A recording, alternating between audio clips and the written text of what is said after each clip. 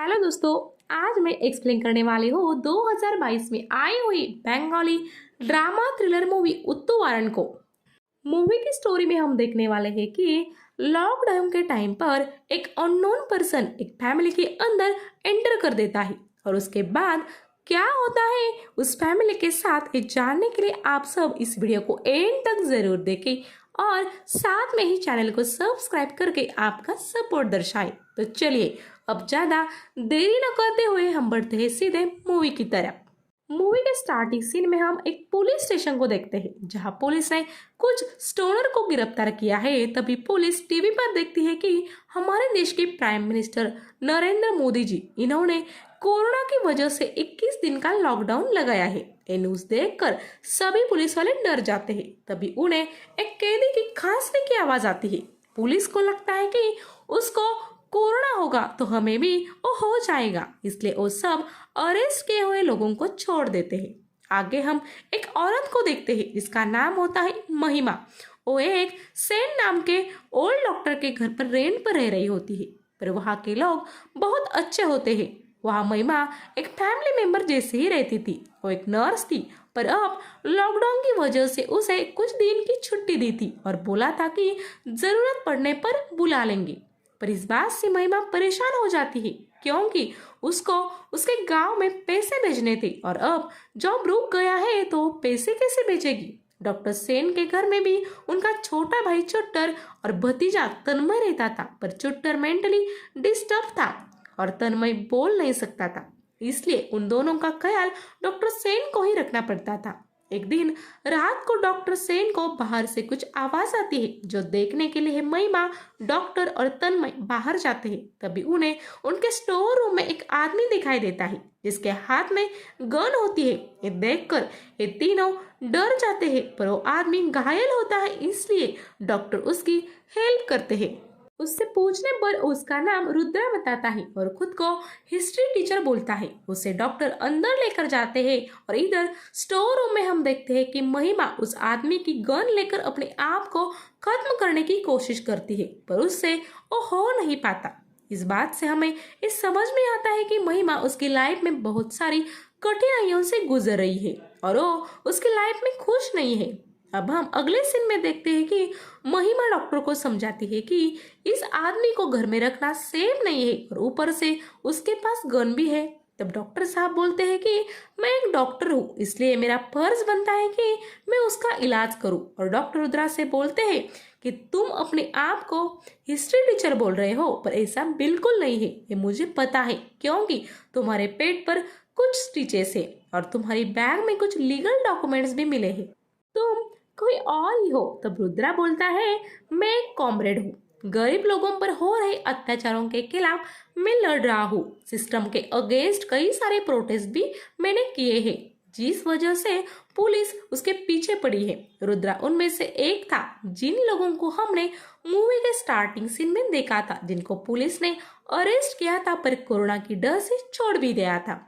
अगली सुबह हम देखते हैं कि महिमा रुद्रा के लिए चाय लेकर आती है, पर रुद्रा बहुत ज्यादा खांस रहा था, इसलिए महिमा अपने फेस कवर करके वहां आई थी क्योंकि उसे डर था कि अगर उसे कोरोना होगा तो वो हमें हो जाएगा। इधर पुलिस स्टेशन में हम देखते हैं कि पुलिस के सीनियर पुलिस को डांट रहे हैं क्योंकि उन्होंने कोरोना के डर से कुछ कैदियों को छोड़ दिया था। वो आगे बोलते हैं कि तुम लोगों ने कमांडर आकाश को इतनी आसानी से कैसे रिलीज कर दिया जो उसने 3 प्रीस्ट को मार दिया था। यहाँ पर वो लोग रुद्रा की ही बात कर रहे होते हैं। दूसरी तरफ हम देखते हैं कि रुद्रा चुट्टन के पास आकर उनकी पास्ट की बातें सुनता है क्योंकि वो भी बहुत टाइम पहले रुद्रा की तरह प्रोटेस्टर थे। तभी महिमा वहां आती है और बोलती है कि हमारे घर के बाहर पुलिस आ रहे हैं। तभी डॉक्टर रुद्रा को छुपने के लिए बोल देते हैं और महिमा बाहर जाती है। पुलिस वाले महिमा को पूछते हैं कि तुमने यहाँ किसी आदमी को देखा है क्योंकि यहाँ कुछ आतंकवादी लोग आए हैं। महिमा उन्हें नहीं बोलती है। तब पुलिस वाले महिमा को संभाल के रहो ऐसा बोलकर वहां से चले जाते हैं। महिमा अंदर आकर डॉक्टर से बोलती है कि ये एक आतंकवादी है। तब डॉक्टर उसे चुप रहने के लिए बोलते हैं क्योंकि वो जानते थे कि वो एक कॉमरेड है जो अपने लोगों को जस्टिस देने के लिए लड़ रहा है। अब दिन ब दिन रुद्रा की तबीयत बिगड़ रही होती है। फिर भी रुद्रा वहां से जाने के बारे में डॉक्टर से बोलता है, क्योंकि वो एक मिशन पर था। पर डॉक्टर इस हालात में उसे वहां से जाने नहीं देते। आगे हम देखते हैं कि महिमा को उसकी माँ का कॉल आता है, जो उसे पैसे भेजने के लिए बोलती है। पर महिमा उन्हें बोलती है कि कोरोना की वजह से यहाँ लॉकडाउन लगा है, जिस वजह से मैं जॉब पर ही नहीं जा रही हूँ। पर जैसे ही पैसों का इंतजाम हो जाएगा मैं पैसे भेज दूंगी। बाहर कोरोना की वजह से पेशेंट बढ़ रहे थे। डॉक्टर सेन भी पूरी तरीके से प्रिकॉशन लेकर अपने क्लिनिक में पेशेंट्स को चेक करते हैं। एक दिन वो किसी से फोन पर बात कर रहे होते हैं, तभी वहाँ महिमा आ जाती है और महिमा को देखकर वो फोन काट देते हैं और महिमा के पूछने पर वो उसे बहाना बना देते हैं। उसके बाद डॉक्टर महिमा को रुद्रा के कुछ मेडिसिन लाने के लिए बोलते हैं, जिसकर महिमा बोलती है कि अगर रुद्रा को कोरोना होगा तो हमारी जान भी खतरे में है। पर डॉक्टर उसकी बात इग्नोर करके उसे वहां से जाने के लिए बोलते हैं। उसके बाद रात को रुद्रा अपने साथियों को फोन करके प्लान बी एग्जीक्यूट करने के लिए बोलता है। थोड़ी देर बाद उसे खून की उल्टी हो जाती है। ये देखकर महिमा बहुत डर जाती है और उसे डॉक्टर सेन के पास लेकर जाती है। उसके बाद डॉक्टर उसे रुद्रा को इंजेक्शन लगाने के बोलते हैं, क्योंकि वो एक नर्स थी। पर महिमा डर जाती है और वहां से निकल जाती है और यहाँ पर डॉक्टर ही रुद्रा को इंजेक्शन और मेडिसिन देते हैं और उसे टेस्टिंग करने के लिए बोलते हैं, जो कोरोना की वजह से पॉसिबल नहीं था। तब रुद्रा डॉक्टर से पूछता है कि आखिर में उसे हुआ क्या है। तब डॉक्टर उसे बताते हैं कि उसे लीवर कैंसर हुआ है और उसके लिए उसे ट्रीटमेंट शुरू करनी पड़ेगी, नहीं तो उसकी जान खतरे में आ सकती है। पर डॉक्टर को उसके टेस्ट करना पॉसिबल नहीं हो रहा था। इस बात से रुद्रा गुस्सा हो जाता है, क्योंकि वो इतना जल्दी मरना नहीं चाहता था। उसे उसका मिशन पूरा करना था। तभी उसकी तबीयत और ज्यादा बिगड़ने लगती है। तब महिमा आकर उसे संभालती है और वो महिमा को पकड़कर रोने लगता है और महिमा भी उसे हिम्मत देती है। डॉक्टर साहब भी उनके कांटेक्ट में फोन करके कहीं टेस्ट हो सकती है क्या, इस बारे में इंक्वायरी करते हैं। पर कहाँ पर भी कुछ काम नहीं हो रहा था। अगले सीन में हम देखते हैं कि जो महिमा शुरुआत में रुद्रा से नफरत करती थी और रुद्रा को अपने हाथों से खाना खिलाती है और उसकी केयर भी करती है। तब रुद्रा से बोलता है कि कुछ दिन बाद मैं इस दुनिया में नहीं रहूंगा। उसकी ये बातें सुनकर महिमा डॉक्टर सेन से जाकर मिलती है और उन्हें पूछती है कि रुद्रा को क्या हुआ है। तब डॉक्टर सेन बोलते हैं उसे लीवर कैंसर हुआ है और तुम उसकी केयर करो, क्योंकि तुम एक नर्स हो। उस पर महिमा बोलती है कि मुझसे ये नहीं हो पाएगा, क्योंकि मैं एक नर्स नहीं हूँ, मैं एक प्रोस्टिट्यूट हूँ। अब महिमा डॉक्टर साहब को उसकी पूरी कहानी बताने लगती है। वो बोलती है कि मैं गांव से शहर नर्स बनने के लिए ही आई थी, पर यहाँ आकर यहाँ के लोगों ने मुझे प्रोस्टिट्यूट बना दिया। सब लोग मुझे बुरी नजर से देखते थे। यहाँ रहने के लिए घर नहीं था, इसलिए मैंने आपको मैं नर्स हूँ ऐसा बताया और आपने भी मुझे रहने के लिए घर दिया।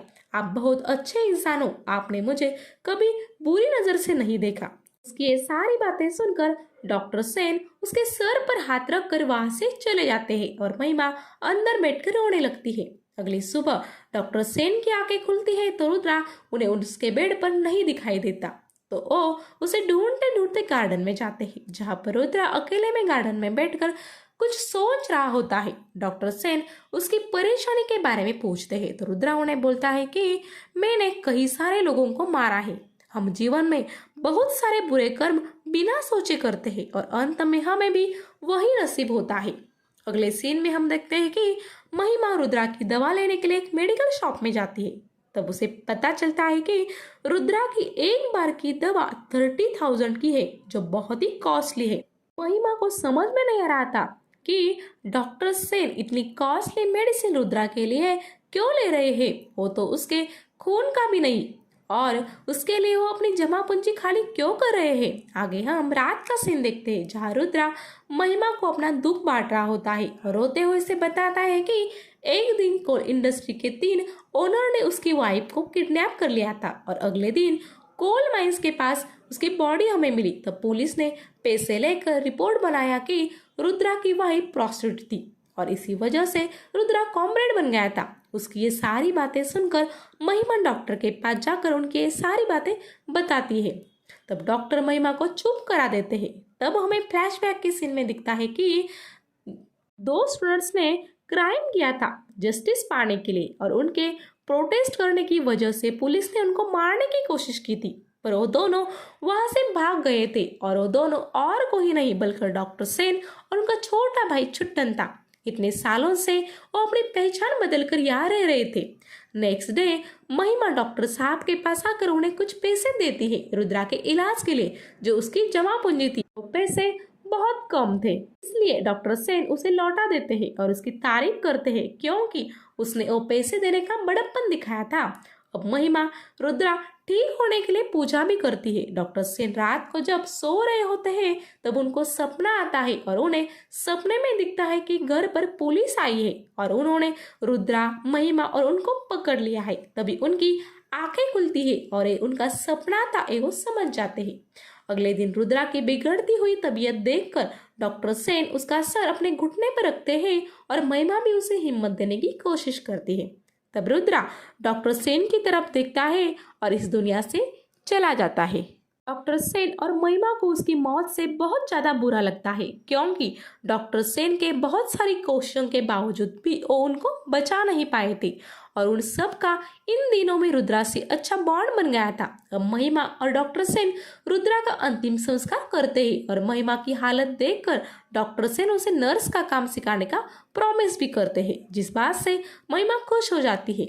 इसी सीन पर इस मूवी का द एंड हो जाता है। दोस्तों, अंत में हमें यही सीख मिलती है कि चाहे इंसान कितना भी पैसा कमा ले, कितनी भी तरक्की कर ले, पर एक दिन उसे इस दुनिया से जाना ही है और वो दिन कब आएगा ये किसी को भी पता नहीं होता। इसलिए ये लाइफ हमें भगवान ने जीने के लिए दी है, तो हमें इसे जी भर के जीना है और अच्छे कर्मों के साथ यहाँ से जाना है। तो चलिए इसी नोट के साथ मैं आपसे लेती हूँ विदा। Good bye.